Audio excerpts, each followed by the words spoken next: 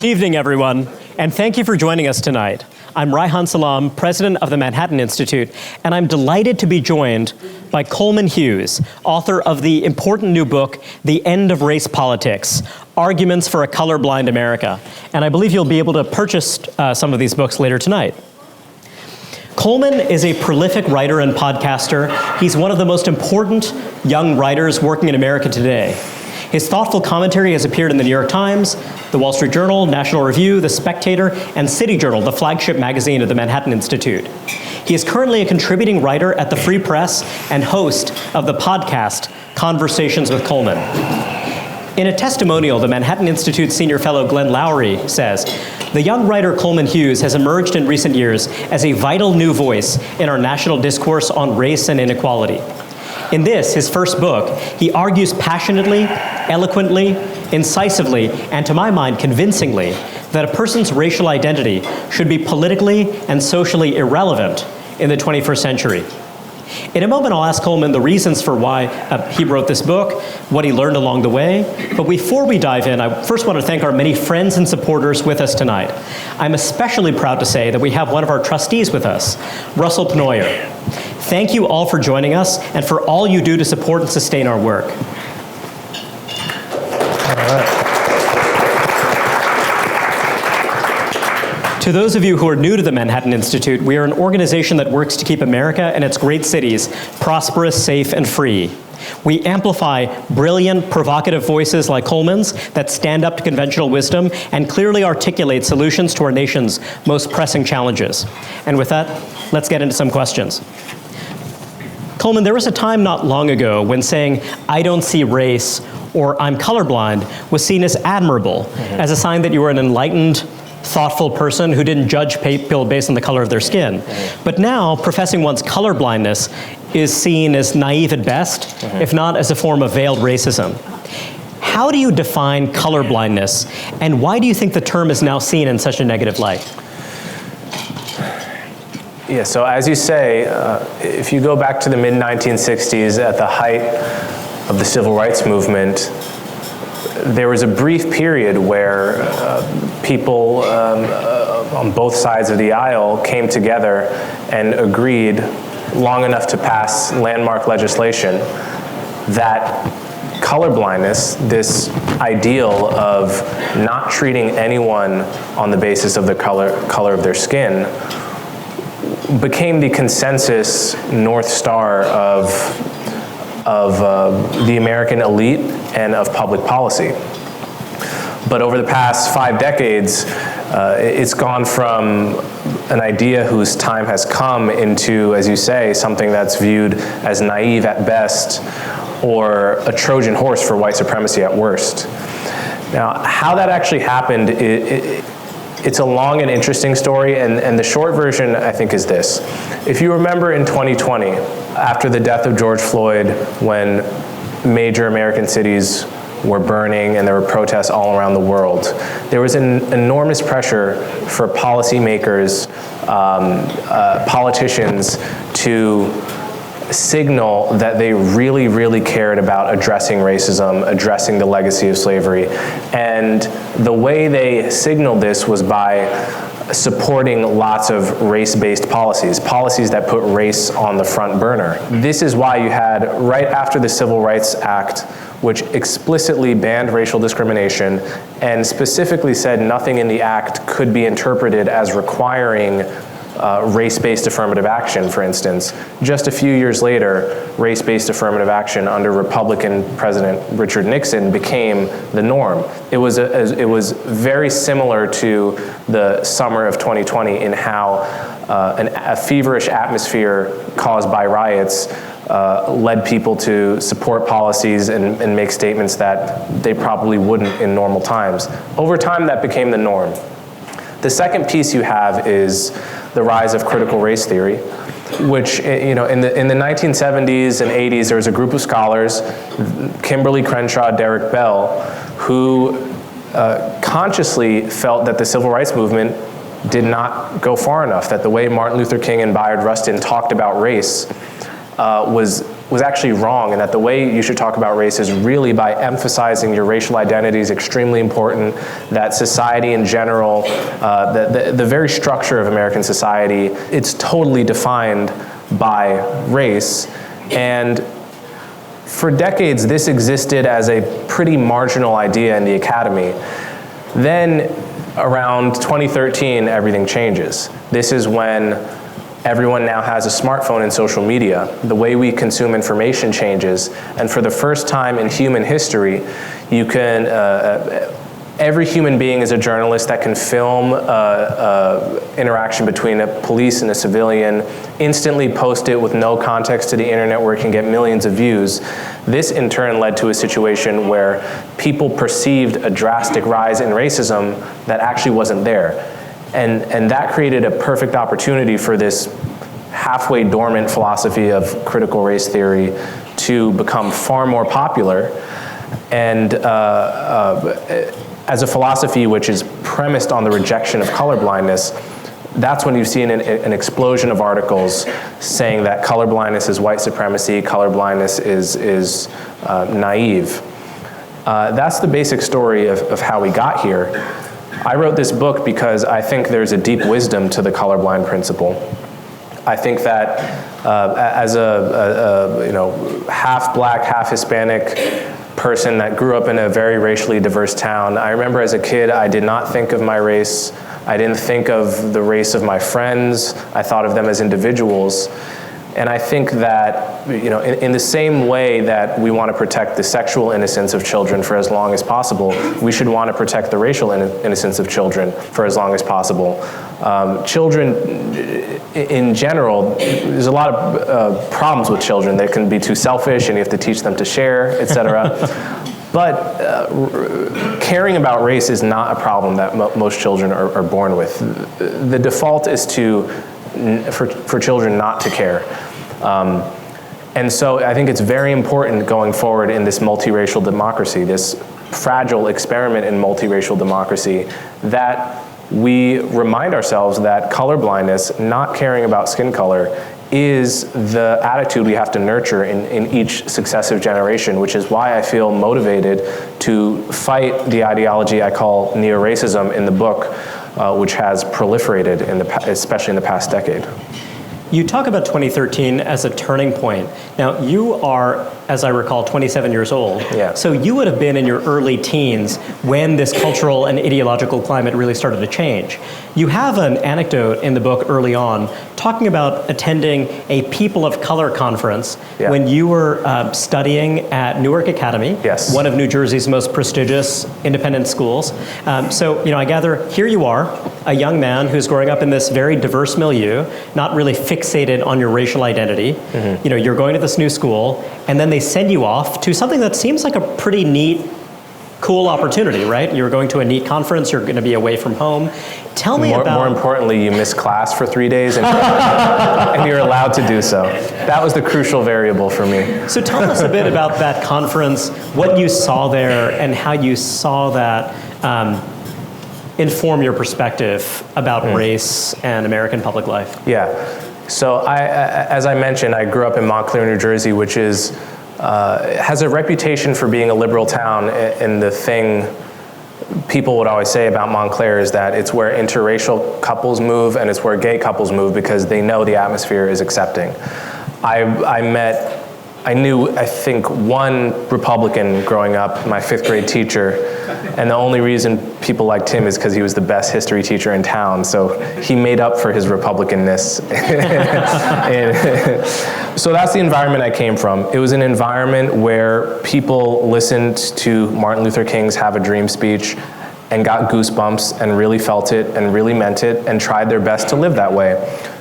Were there occasional racist episodes? Sure. But they were the exception that proved the rule, and the dominant ethos was the Martin Luther King dictum, which has become a cliche at this point. So that was my default. When I was 16, as you say, I went to something called the People of Color Conference, and I was selected by my school because I was a good student and also because I seemed to have an interest in issues of justice, and I was a black student. And I went because, like I said, I got to skip a few days of class with no consequences. So what it ended up being was two things. In one sense, it was a gathering of private school students from all across the nation who were, in one or another way, seen as progressive, whether it's because they were gay or because their teachers suspected they might be gay, whether it was they were a black kid at a mostly white school. And we all got there, and there was this kind of outpouring of emotion. There were kids there from places where they could not come out of the closet, and this was the first time that they were able to admit to others and to themselves openly that they were gay. And in that way, it was a beautiful event. But on the flip side, it was an indoctrination camp. It was a 2 to 3 day critical race theory seminar, though I wouldn't have known to call it that at the time.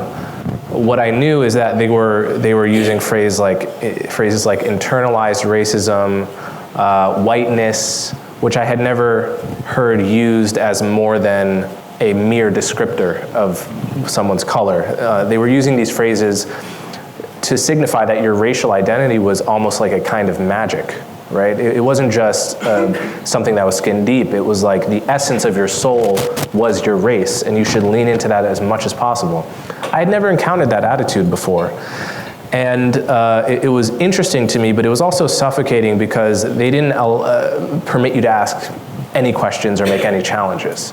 So to ask any question at this POC conference, it would have been like going to Sunday school and debating the pastor about whether God exists, right? It was just impolite almost. Completely impolite. And I wasn't, I like to fight with my professors, but not even I had the balls to do it. So I came away from it thinking, well, that was a strange few days, philosophy I've never encountered before. Never expected to see it again. 2 years later, I go to Columbia University, and at orientation, they take everyone in a room, split you up, black kids in one corner, white kids in one corner, Hispanic kids in the other corner, Asian kids over here, and let's all talk about how we have either perpetrated or been hurt by racism, right? And this is as you're meeting kids, right? This is as your concern is, I want to make friends, I want to make a good first impression, and so forth. Whatever the intent of the exercise, the effect, similar to the POC conference, was to make me hyper aware of my race, to worry that rather than come at me with a blank slate, kids were going to now see me as a black person and therefore a victim. The whole thing was quite alienating, and it was the philosophy of the POC conference, which I thought had been fringe, was now copy-pasted to every elite college in America, and it's only, the tendrils have only widened since then. You mentioned the term neo-racism earlier on, a term that you describe at length in the book. I wonder if you could give everyone just a quick précis of what you mean by that. Yeah, so I call the philosophy I encountered at the POC conference at Columbia University goes by many names. People have called it wokeness, people have called it social justice, etc. At bottom, what it is it's a philosophy that essentially views whiteness and white identity as, by definition, evil.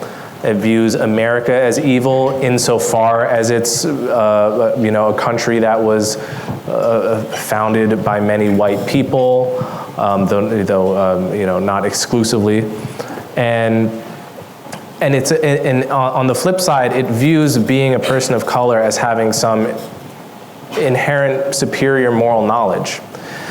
Now, my own philosophy is as Zora Neale Hurston put it, my philosophy is that people of color, black people, Hispanic people, are no better nor worse than anyone else, and that we are all human beings, and that simply having that orientation is enough to actually put you at odds with the dominant culture and philosophy at a place like Columbia or an elite college. And so in my book, I want to call a spade, right? We can call it wokeness, we can call it anti-racism. At bottom, if you have a philosophy that allows someone like, I quote someone by the last name Kilalani in my book who gave a talk at Yale University, I believe the College of Medicine, and talked about her fantasies about murdering white people, you know, unloading a revolver into the heads of white people one by one, and, you know, a psychiatrist, thank you. So what does one call this philosophy? The philosophy that leads someone to think that way, the philosophy that apologizes for it as if it's not, you know, evidence of a morally defunct worldview. I say let's call it what it is. When we see someone call a black person the N-word, I'm going to call that racist. I'm going to call a spade a spade. When I see someone talk this way about any group of people, I'm going to call it racism.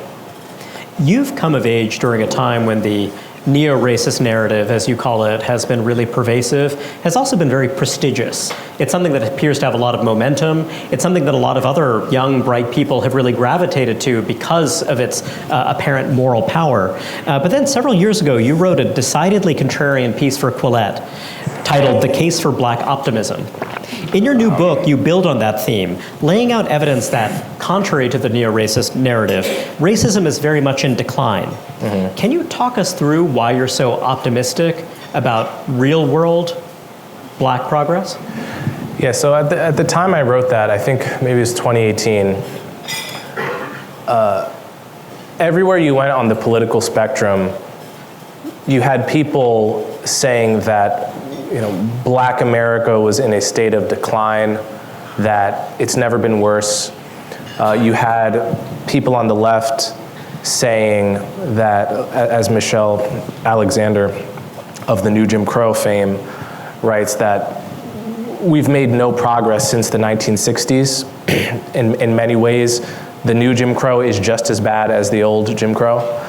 Then you had Donald Trump saying, you know, your schools are terrible, your neighborhoods are terrible, everything, what do you have to lose? Vote Trump, right?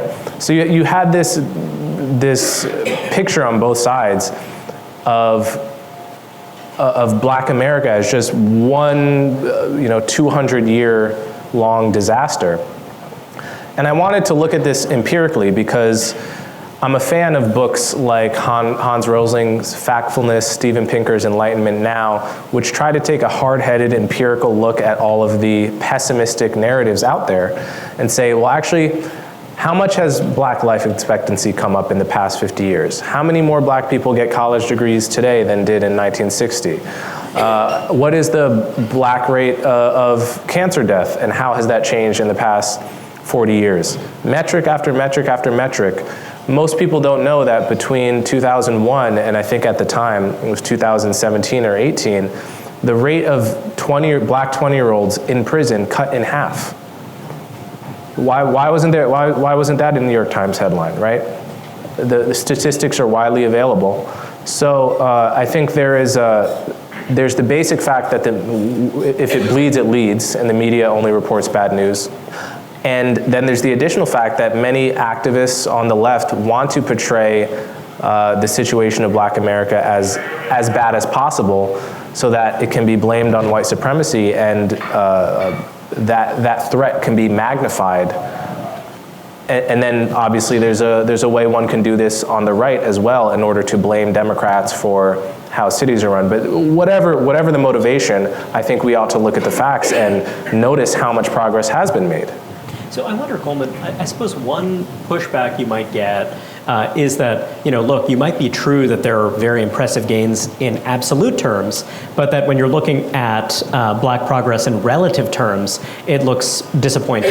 I wonder how you think about that. You know, does it make sense to fixate on one or the other? Do you think that it's a mistake to just constantly compare the state of black Americans relative to white Americans, Asian Americans, other groups that, you know, have, say, made more progress over the same interval? That's a great question. I think it gets at a deep mental frame that people have without ever interrogating whether it makes sense. So for example, if we were to forget for a moment about Black and Hispanic Americans and just judge white American metrics against Asian American metrics, you could easily come up with a story wherein white America was in dire straits, simply by making Asian American statistics the default on whatever metric. By making white Americans the default and always measuring Black American metrics against that, you always you end up with a narrative where Black people look to be making no progress at all. One of my points in that piece is, why would you compare Black Americans to white Americans when one group was enslaved for 200 years in this country, the other group had a massive head start in many different ways? Why would that be the benchmark against which to judge the progress of the other group? Why not instead judge it more intuitively, which is, I think of myself in reference to my father and my grandfather. My father thinks of himself in reference to his father and his grandfather. Why not look at the progress of Black Americans over time compared to themselves at an earlier time? When you instead ask that question, you see massive gains have been made in the Black American community just in the past 50 years, just in the past 20 years. I wonder, there's a brief passage in the book where, in talking about racial progress, you talk about the phenomenon of passing. That is, when you look to earlier eras of American history, it was not uncommon for people of African descent who could pass as white to do so to the the best they could. Yeah. I'm curious about your insight, your takeaway from that, the fact that passing was once relatively common, and as I understand it, it's far less common today. Oh yeah, well there was a great study I cite in the book where they looked at a representative sample of Black Americans on like the 1870 census up through the beginning of the 20th century, the 1920s and 1930s, and found that something like 15 to 20% of Black men passed as white at some point in their life. A massive number. And so you could say that the stigma was so great that people were trying to exit that stigma. One's life as a Black person at that time was so deeply circumscribed and constrained by racism that the incentive to pass for white, if you could get away with it, was just massive.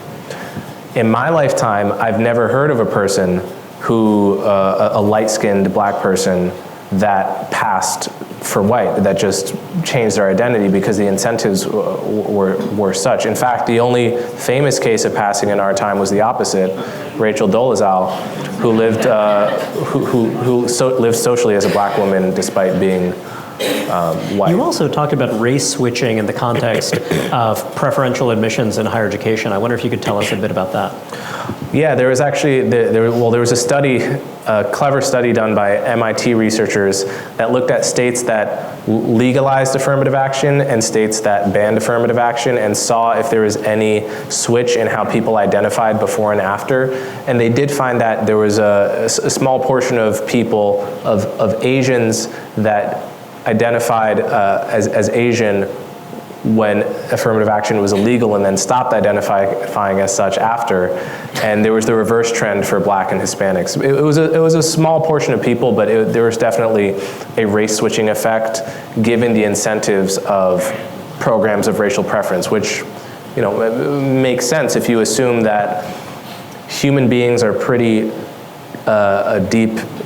We're all social beings, and the incentives to identify one way or another affect us to some degree. You identify a number of myths in the book. The myth of inherited trauma, the myth of Black weakness, myths that you believe have proven really pervasive, but also really self-defeating. I wonder if you could talk to us about what you consider to be the most pernicious of these myths that undergird the neo-racist narrative. The most pernicious myth. That's a good one. Well, I think that one of the most pernicious is the disparity fallacy. This is what Thomas Sowell has dedicated probably 15 to 20 different books to interrogating the assumption that disparities are only or generally caused by racial discrimination. Put simply, if it's the case that discrimination is the main cause of disparity, that would predict a whole different set of disparities than the ones we actually see in the country and in the world. So you can go down the list, but I think it's easy to see this through the lens of intra-racial disparities. That is, massive disparities between Nigerian Americans who do better than average and Haitian Americans who do much worse. Chinese Americans who do far better than average, and Hmong Americans who do much worse, but you or I could not tell the difference to discriminate between one or the other. Russian Americans that do much better than French Americans and Irish Americans and so forth. What you see, Indian Americans, the highest earning ethnic group in the country, and Bangladeshi Americans, a much lower earning group. What you see is that discrimination is certainly a factor, and racism is real, and actually there's quite a lot of racism against all of these minorities if you look at the labor market literature. But that racial discrimination doesn't neatly transfer into success or failure. It's merely one factor in the pie chart of what accounts for a group's success. I think if more journalists and commentators understood that, then we'd be in a much better position. Because to the extent people think racial disparities equal racial discrimination, then the fact that there are disparities is a constant potential source of friction between groups. And I want to make one thing clear, which is that I'm not saying we shouldn't care about racial disparities. In particular, I do think we should care about the disparities between Black Americans and other groups because of the legacy of slavery, because of racial inequality. However, I think we have to keep a few things in mind. One is that in a multicultural society, you're never going to get rid of all of a disparity, because the only way you get that is in a monoculture. And I'm not sure we want that, even if we could have it. Secondly, if we could wave a magic wand and get rid of all disparities, we might want to do it simply to eliminate the potential source of friction and envy and accusation between groups. But in the real world, where there are no magic wands, the way that you approach that goal is as important as the goal itself. So my argument in the book is, yes, we should address the legacy of slavery. Yes, we should care about racial inequality, but we should do it the same way that Martin Luther King proposed doing it in his book, Why We Can't Wait, in the mid-1960s, which is that we should address issues on the basis of class and socioeconomics, and thereby disproportionately benefit Black and Hispanic Americans because they're disproportionately poor, without racially discriminating. And so I give the example of Roland Fryer's excellent study in Houston public schools, where he flipped a coin, took over half of the schools as the treatment group, fired all the principals, fired half the teachers, hired better people, extended class day, changed the curriculum, did all the kinds of things that are impossible to do in public schools, in part because of unions and bureaucracy and so forth, and saw large gains in math scores, reading scores, etc. So that's something that can be done on the basis of socioeconomic class. In other words, you don't have to go into the school that's heavily Black and Hispanic because they're Black and Hispanic. And likewise, you don't have to worry about me as an upper middle class Black and Hispanic kid growing up in a wealthy suburb. I'm not the intended or necessary target of such policy making. So we should do it on the basis of class. And if we are able to get behind that project as a nation, I think we would see absolutely a shrinkage within reason of many of the disparities that rightly trouble us.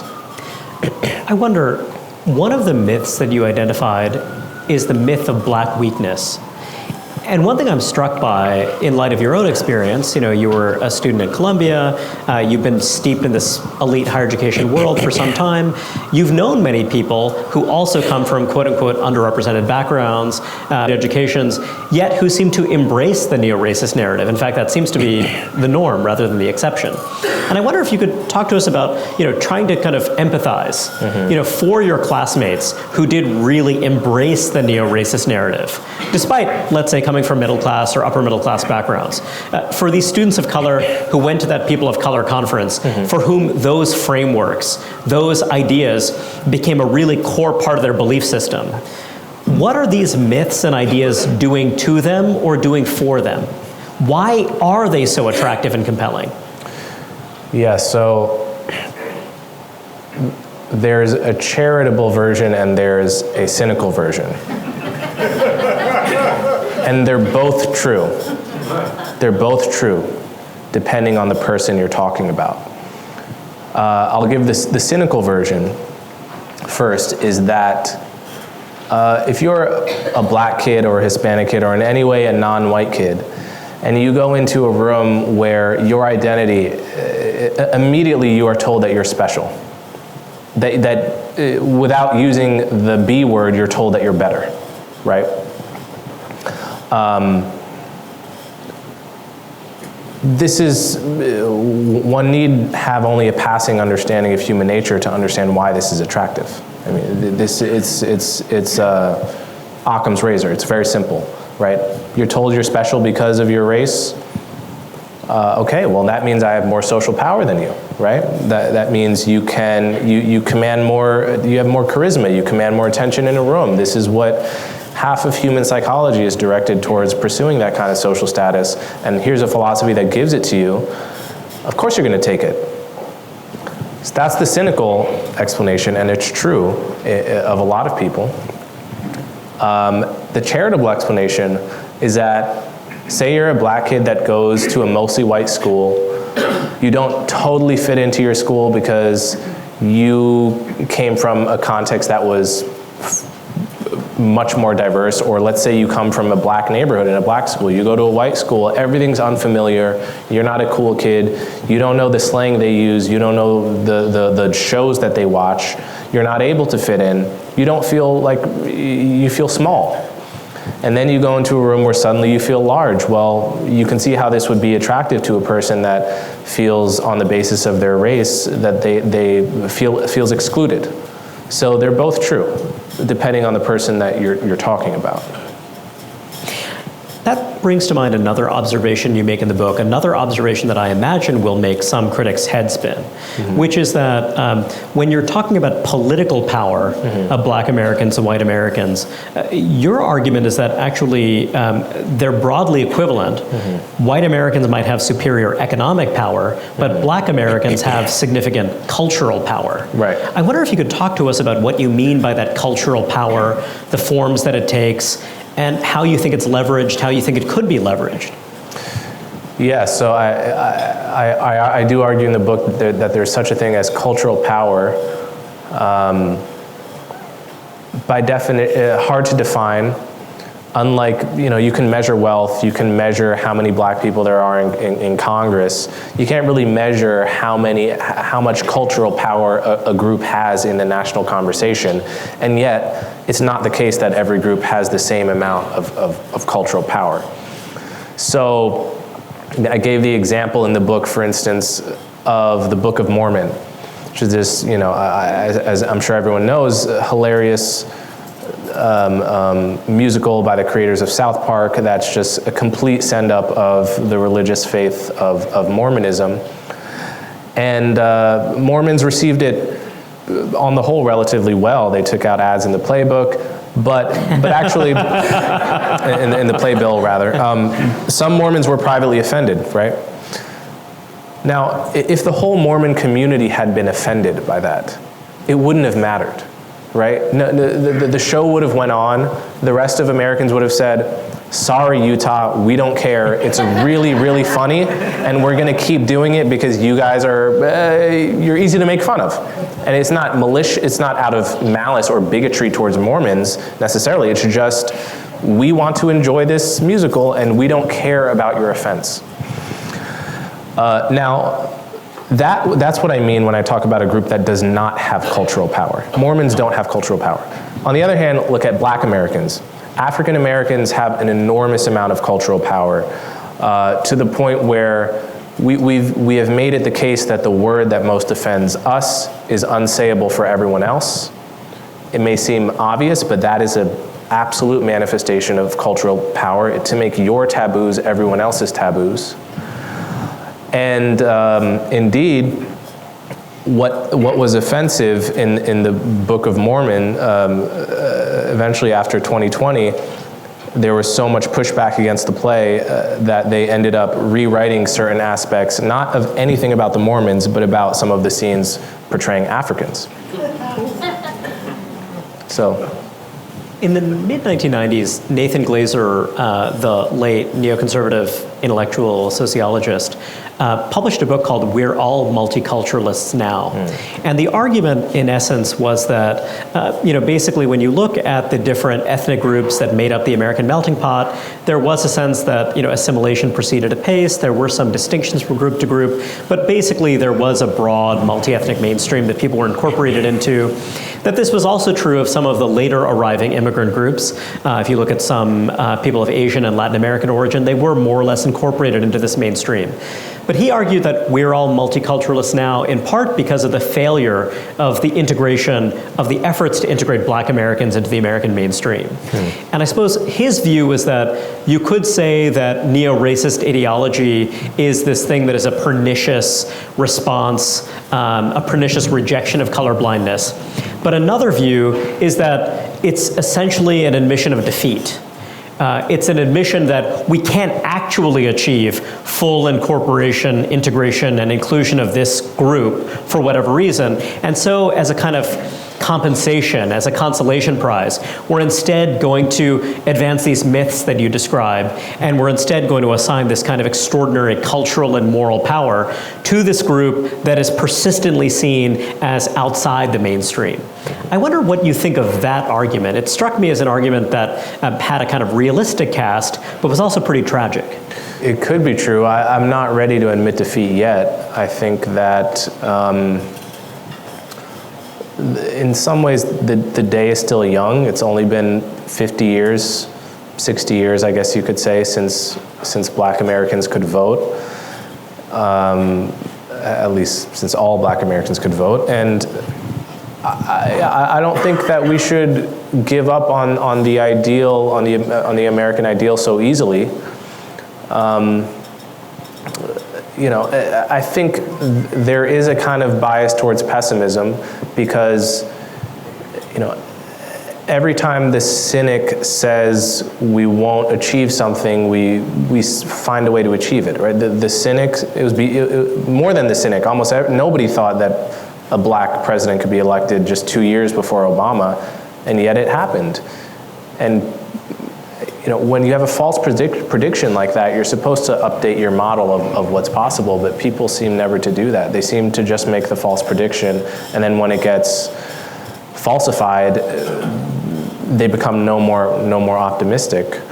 So I don't know. I'm not ready to say that neo-racism is some kind of stable equilibrium that we need because the colorblind dream has failed. I think that I think we need to recommit ourselves and rediscover the wisdom of common humanity, of the civil rights movement, and so forth.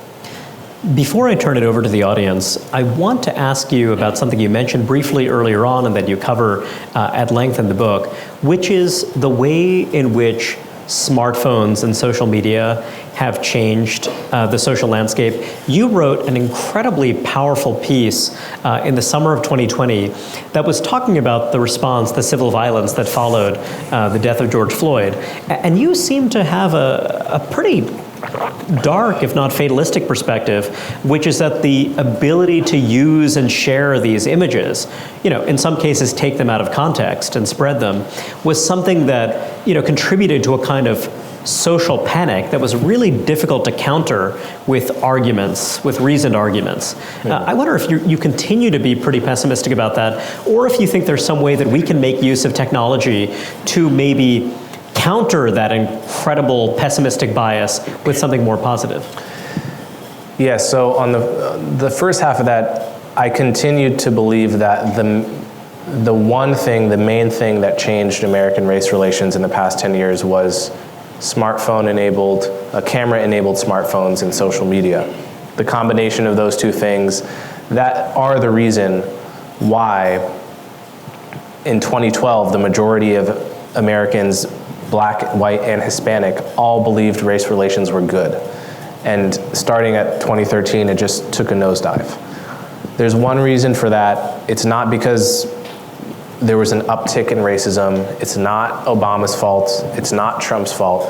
It's because everyone was now recording everything that happened on planet Earth in out-of-context clips, feeding it into an algorithm that preferentially shows it to the people who will be most upset by it, and with no filter of journalistic context making and so forth. That's what changed. And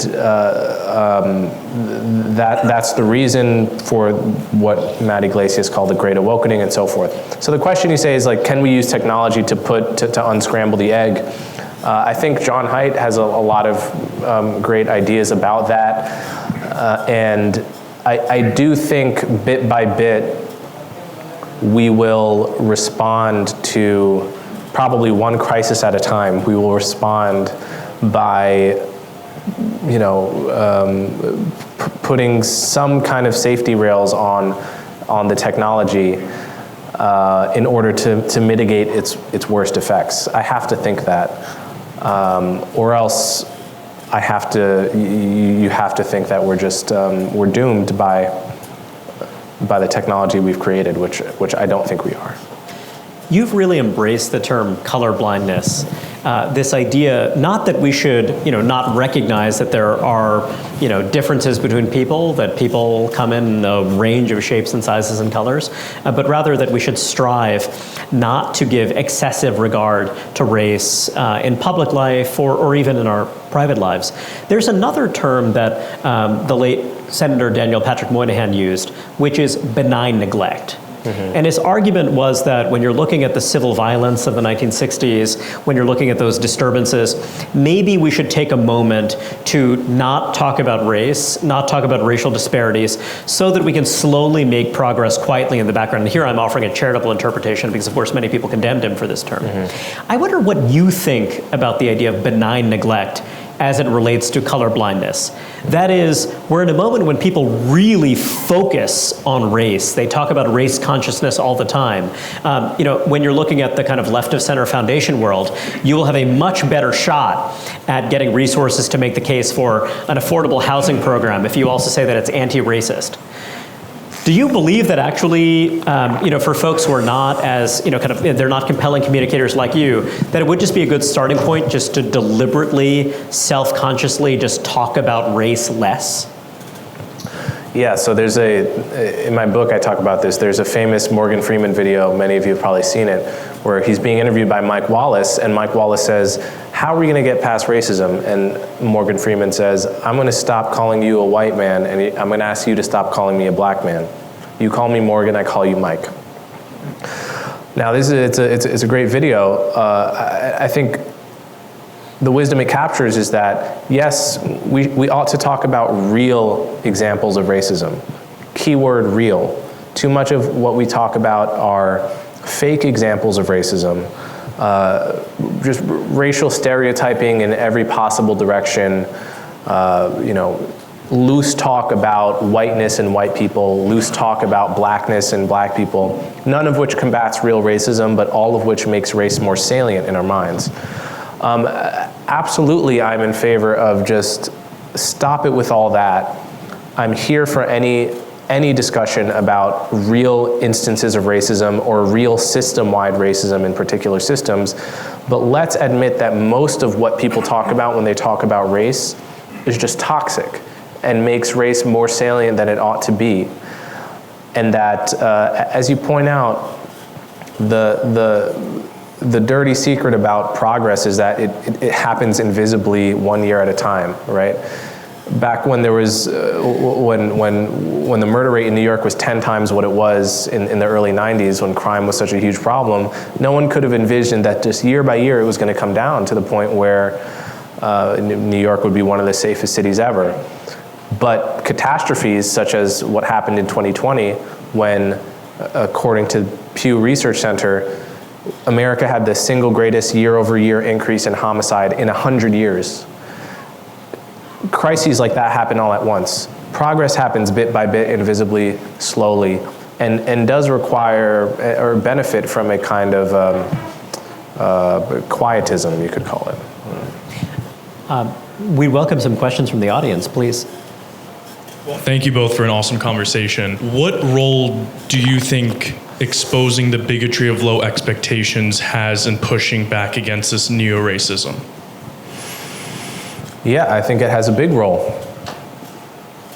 Just 3 or 4 days ago, I read, I'm sure many of you read in the San Francisco Chronicle, that a school in San Francisco, a majority Spanish-speaking school, in other words, 2/3 of these kids speak Spanish at home,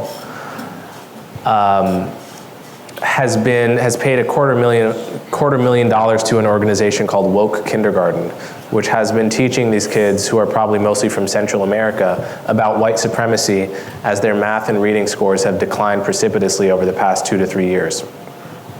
I personally cannot see what benefit it does to a kid that's in a country where they don't speak the language, where may have a chaotic home life, to teach them that, well, you're in a white supremacist country, we can't expect as much of you as we would a white kid with 2 parents in the home who speaks English, etc.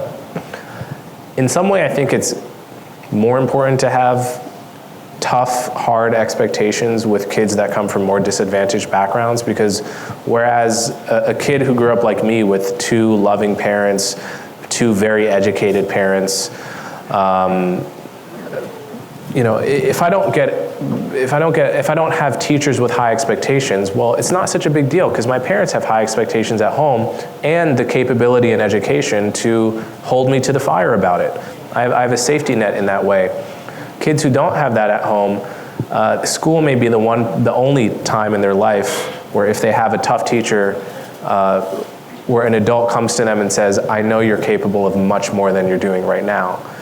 And I think most human beings, most kids are born lazy, to be honest, and don't know how much they can do until people in their life tell them, dude, what are you doing? You can do so much more. So I think it's, if anything, the bigotry of low expectations has the ethics precisely backwards. And I don't think that's just my view. I think if you look at Roland Fryer's research, why is it that when he took over half the public schools in Houston in that sample, he was able to raise math scores? And so partly on his account, it was because he instituted a culture of high expectations that was crucial to the success. It's like, I'm sorry, I don't care what's going on at home. This is the tough love approach, right? No doubt there's an art to this. There's a way to do it that's too tough and the love isn't there. But when you get it right, this is the way that we have to be approaching this, not woke kindergarten. I'll just note that Roland Fryer is one of our senior fellows at MI, and we're very proud to have him on the team. There's a gentleman here. I was impressed with, recently there was an article in the New York Times which actually spoke about you in a very thoughtful way, which I found rather surprising, actually. You know, but I'm just wondering, how can we help more people to really be willing to listen to you in terms of what you're saying, which is brilliant, and not immediately dismiss it? Oof. Well, yeah, I was. That may be the one I don't have an answer to. Well, yeah, I was also happy and surprised to see positive coverage of me in the New York Times. You know, it's your guess is as good as mine on that one. You know, tell your friends about me, show them, buy my book, give them a copy. Yeah, this is a question I get very often, and there's no one-size-fits-all answer. Hi. Very much enjoyed the conversation, and I was coming in with the expectation that I would ask one kind of personal question, but given this conversation, I'd like to ask another kind of personal question. You've given this a lot of thought. You're very articulate. You're very persuasive. You've described the cynical and the sympathetic view. When you're talking with people of color and a serious conversation, sharp people, what do they not get or just simply refuse to accept or accommodate about your argument, your perspective, your point of view? Well, in my view, I've had probably equally many difficult conversations with people of color and white people that disagree with me. So in a sense, I would challenge the premise of your question in that the people that I just can't reach for whatever reason, come in every color. I made the question deliberately tribal, but you're welcome to reframe. Yeah. Well, okay, there's the first thing is that people think what I'm saying is racism doesn't exist. Absolutely not what I'm saying. Racism does exist, provably, not just anecdotally, and clearing that out of the way is half the battle with some people. Another one would be the idea that I'm against cultural affinity. I'm not against cultural affinity. I think if you connect more to the culture you grew up with, if you connect more to your food, if you connect more to your music, if you connect more to what you know, and even if you find yourself preferentially hanging out with the people from your culture, I have no quarrel with that. I think that there should be a firewall between that and between politics and ethics. When we talk about right and wrong in the world and public policy, we should put a firewall between those two things. So those are two things that probably come up more often with critics of color than white critics. Thank you. Can you address race in criminal justice reform? It seems that there's a push to keep people of color out of prison by eliminating bail and dismissing crimes like shoplifting that should be addressed in any civil society.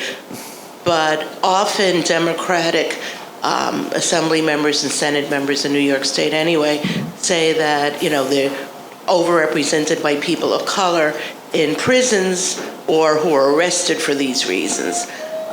Do they think the police are just going after people of color? They're not going after white people? Shouldn't anybody who commits these crimes have to pay the price? And we're being led to believe that there's too many people of color being arrested. But what if they're the ones committing the crime?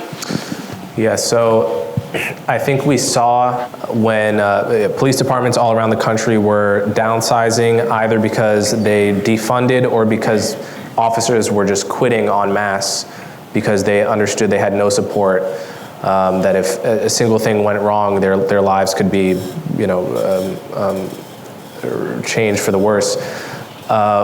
What we saw was the logical consequence of that, which, as I mentioned earlier, was the single largest year-over-year increase in the homicide rate in American history.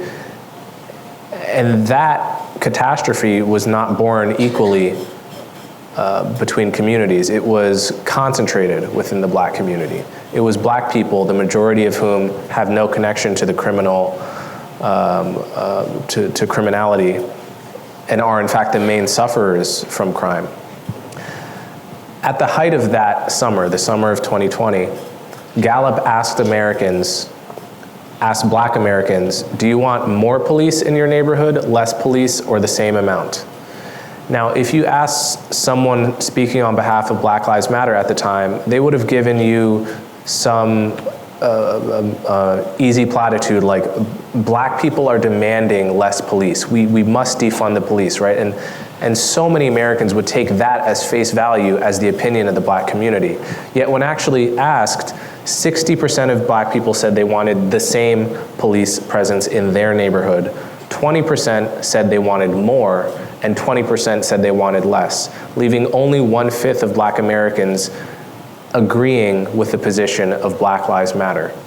Now, you would never have known that if you were just glancingly watching media coverage. So, depolicing, bail reform, et cetera, these are not popular points of view among black Americans, though they're often portrayed as such. But why are crimes that should be prosecuted as So just want to make sure that we get another voice. shoplifting? I agree with you about shoplifting. I yearn for the day when I can once again buy deodorant and toothpaste without calling a freaking clerk.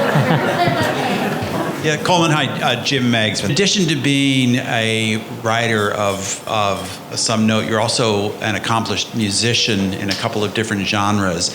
And music in America, you talk about cultural power. Music in America has been an area that has represented in some ways the transcendence of race, that both celebrates some of the characteristics that different groups bring to the table, as well as celebrating communication and commonality across differences. I think a lot of people who watched the Grammys saw country singer Luke Combs and Tracy Chapman doing a beautiful duet on her song Fast Car. What is your experience as a musician? How has that informed this worldview of yours? It may have, in the sense that in places like music and comedy, people don't so much care what your skin color is, because you have a common love that's also fairly meritocratic. So it's quite easy to, as a jazz musician, to become close friends with literally someone, from China, someone from Israel, someone from West Africa, someone from Brazil. You can become best friends by simply bonding over music, which is a common language. Things like comedy are like this as well. A lot of domains don't quite operate by the same logic, and so it's possible that having lived so much of my life, knowing that it's possible for a band of people of completely different backgrounds to unite as one, that I do feel I want to convey that to other domains of society as the ideal worth striving towards. Sorry, can I say one more thing about that? Tracy Chapman and Luke Combs. Everyone on that stage was happy. Tracy Chapman was happy. Luke Combs was happy. They're both brilliant. Tracy Chapman's fans are now checking him out. Luke Combs fans are now checking out the original, seeing how amazing she is. Everyone is happy except for the Washington Post writer that had to make it about race. This is my point. Tracy Chapman didn't need any, she was happy. She got $500,000 off of the remake, as she should. And yet there has to be someone mandatory, has to write that, why wasn't it quite as big a hit in the 1980s in the folk genre as it was in the 2020s in the country genre? As if no other reason but race could account for this. I shared your observation that a lot of the racial language and a lot of the woke framing of race relations is really coming out of elite universities and the upper class, really, of upper class whites especially, it seems like to me. What do you think that is? Is this a way to signal status, or are they projecting something? Well, Ryan actually years ago had a fantastic piece in The Atlantic about that very issue, which I'm sure many of you read, understanding it as a kind of status signal and as a way of denigrating not people in their tribe, but actually people in the white Republican tribe. That when when white liberals talk about how terrible white people are, they're not really talking about themselves. They're talking about other white people. That was kind of Raihan's point, which I thought was quite on point. There's also the thing of the elite bubble. The elite bubble is a very strong and real phenomenon. It's a bubble that I am in. And the best example of this is the word Latinx. So I grew up half Puerto Rican. I grew up frequently around Spanish-speaking Puerto Rican family, some of whom didn't speak English. So when I got to Colombia and all of a sudden kids that seemed to not have any connection to the Hispanic community were saying, oh, this is a Latinx person, or I'm going to I thought to myself, oh, nobody says that. Like, nobody says that. And they'd be like, no, that's like what the community wants to be called. And I'm like, no. And then, lo and behold, when Pew actually asked the question a few years ago, I think it was 96% of American Hispanics either had never heard of it, that was the most popular answer, or didn't like it.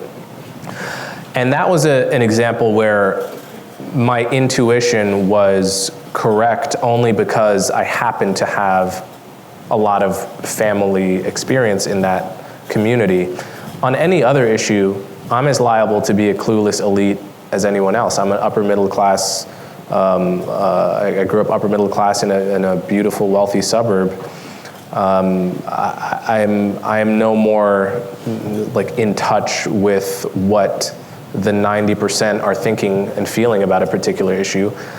But I think if you do live in an elite world, you have to always interrogate yourself and understand, well, is this trendy thing, is this trendy idea that all my friends seem to be talking about, does this have any relevance outside of a very small, outside of like people who read The Atlantic, or is this just something that is a really narrow trend?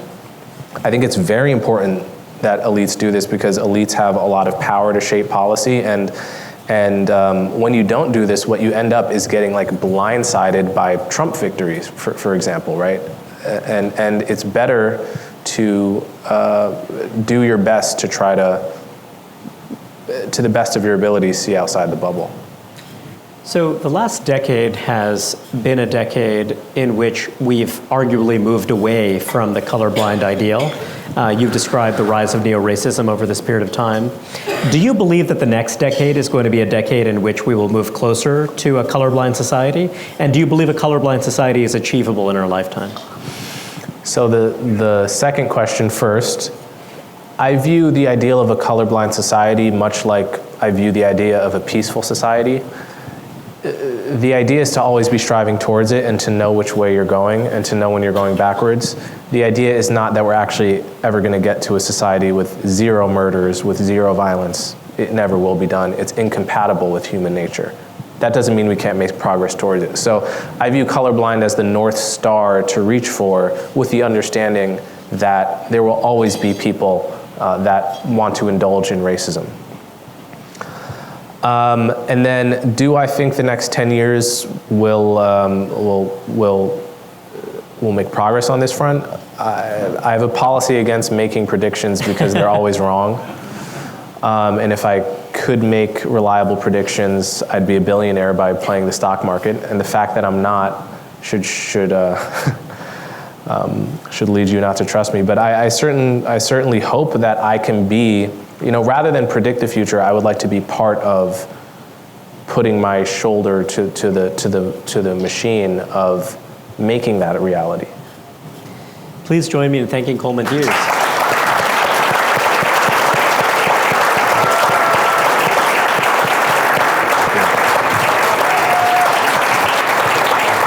Thanks Thank you, Ryan.